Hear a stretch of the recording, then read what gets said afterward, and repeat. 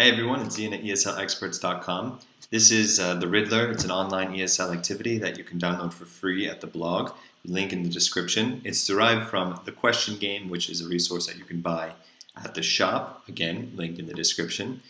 Now, the basic way to play this game, you can see I'm on Zoom. I have a screen share all set up. I have my dice over here. I've got my game board over here. The basic way to play, don't worry about the dice, and you're just going to use the question cards. You have a theme and you have three answers. Students are going to make three questions corresponding to the three answers into the chat. So they have to ask a question that has hers as an answer, the dog part as an answer, and na as an answer. And then you, at the end, of course, everybody shows their questions, and for every grammatically correct and original question that somebody asks, they get a point. You do all six of them, the student with the most points at the end wins. Now, you can also play it with the dice, which is a lot of fun.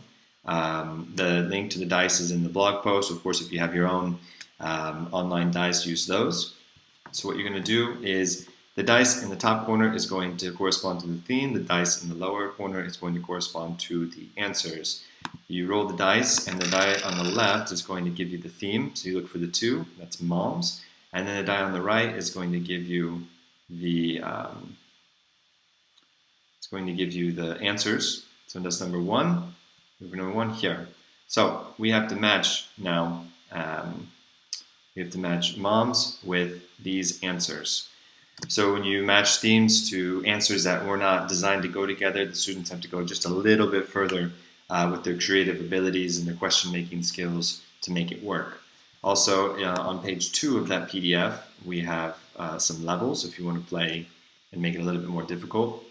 You play with 2 dice or 1 dice or 3 dice. Let's say if you play with 3 dice here, change that.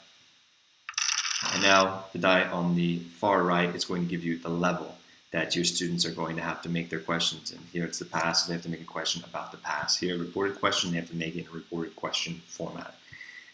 So that's everything. Again, it's actually quite a lot of fun. You can do it with A1 students, A2, B1, B2.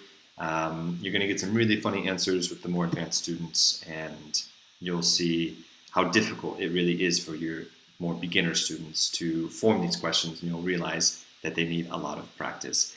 So hopefully it'll benefit you, and you'll have a good time with it with your students. Until then, happy teaching.